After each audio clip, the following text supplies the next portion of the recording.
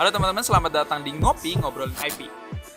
Nah, di Ngopi kali ini aku lagi mau bahas IP yang terkenal banget belakangan ini akibat Piala Dunia. Seperti yang udah kalian tahu, Blue Lock dan Giant Killing bekerja sama dengan tim nasional Jepang untuk membuat jersey kit. Jersey ini diproduksi oleh Adidas dan didesain oleh Adidas, namun dalam prosesnya bekerja sama dengan manga, Giant Killing, dan Blue Lock.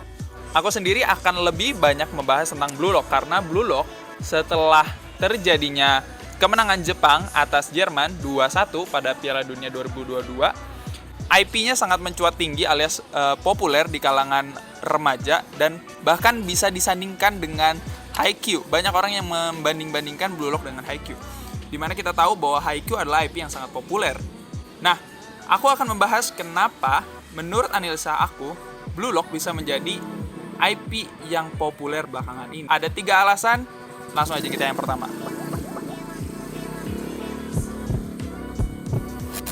Yang pertama, dasar IP Blue Lock. Seperti yang sudah kita tahu, Blue Lock adalah manga bergenre olahraga yang ditulis oleh Muneyuki Kaneshiro dan digambar oleh Yusuke Nomura. Manga ini diserialisasikan di majalah mingguan Shonen dan pertama kali rilis pada 1 Agustus 2018. Untuk komik cetaknya rilis pertama pada 16 November 2018 di Jepang dan Maret 16 2021 di Amerika. Nah, kenapa aku bilang dasar IP Blue Lock? Yaitu ini, bahwa sinopsis cerita Blue Lock adalah sebuah mega project bernama Blue Lock yang dibuat oleh pemerintah Jepang atas dasar kekalahan Jepang pada Piala Dunia 2018 di posisi ke-16. Jadi, project Blue Lock ini menceritakan tentang seorang anak bersama Isagi dan 299 anak lainnya yang diundang untuk mencari individu terkuat agar membuat Jepang menang di Piala Dunia berikutnya. Nah, dari sini aja kita udah bisa tahu bahwa IP ini memiliki potensi yang sangat besar karena memiliki dasar cerita yang berhubungan langsung dengan dunia nyata. Dan pada 2022 kita tahu bersama bahwa Piala Dunia Qatar berlangsung sehingga namanya menjadi mencuat tinggi sekali.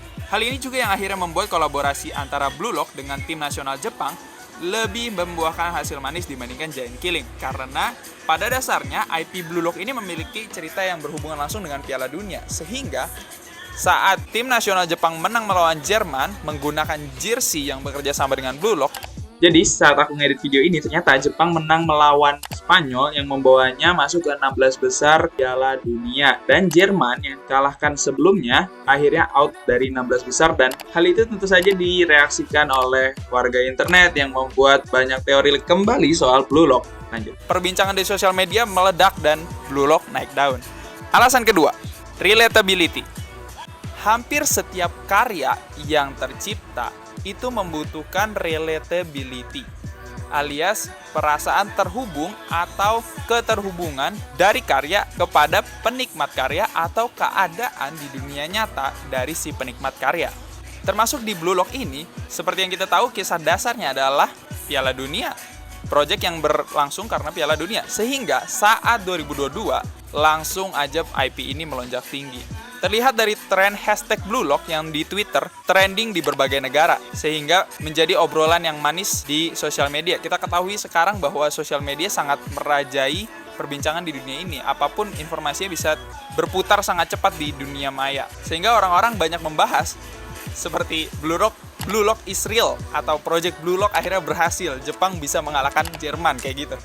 Sehingga IP Blue Lock sangat naik daun. Bahkan yang aku tahu dari artikel-artikel bahwa pemerintah Jepang atau mungkin menteri olahraganya atau tim olahraganya mengakui bahwa kerjasama ini dibuat agar para pemuda Jepang atau warga Jepang lebih peduli atau lebih menghargai kembali tim sepak bola Jepang di Piala Dunia atau menaikkan rasa cinta warga Jepang terlebih yang anak muda kepada sepak bola di Jepang. Jadi dari segi relatability, IP Blue Lock ini strateginya udah gokil banget. Dari ide cerita dasarnya aja udah sangat relate gitu. Sekarang yang ketiga. Yang ketiga ini adalah timing. Aspek terakhir dari 3 hal yang aku bahas yaitu adalah timing. Aku pribadi sangat yakin bahwa penulis dari Blue Lock ini sudah menargetkan atau kurang lebih memprediksi apa yang terjadi ke depannya dengan manga ini. Nyataan bahwa Muneki Kaneshiro menulis cerita ini berdasarkan Piala Dunia, aku yakin bahwa ada harapan di tahun berikutnya Piala Dunia, maka IP ini akan melonjak gitu. Dan ternyata betul terjadi. Selain itu, anime dari Blue Lock ini juga rilis pada timing yang sangat tepat, yaitu 9 Oktober 2022.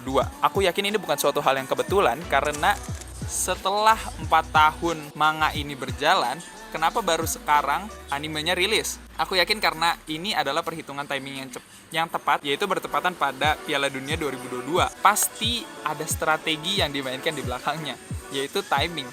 Timing yang tepat akan membuat suatu IP melonjak dengan cepat atau mendapatkan popularitas dengan cepat.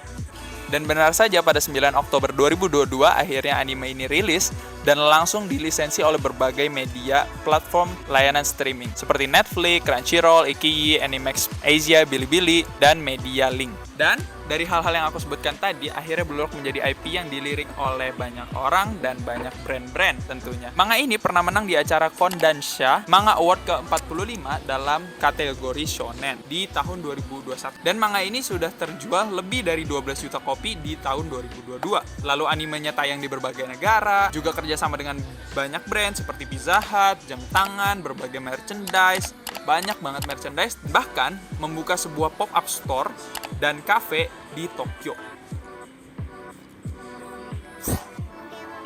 Jadi dari 3 hal yang aku jelaskan tadi, bahwa akhirnya Blue Lock menjadi IP yang sangat populer dan tentunya menghasilkan banyak revenue untuk si author ataupun pihak yang memiliki license-nya.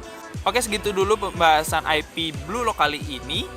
Aku harap dari penjelasan yang aku berikan, teman-teman bisa menangkap suatu hal yang baru dan bisa mengerti bahwa IP itu sungguh suatu hal yang sangat keren gitu, ataupun hebat gitu. Bisa menghasilkan banyak produk yang bahkan bisa memajukan sebuah negara. Nah teman-teman, segitu aja dulu ngopi episode kali ini. Kita ketemu di ngopi selanjutnya, membahas IP yang keren. Dadah, sampai jumpa di ngopi ngobrolin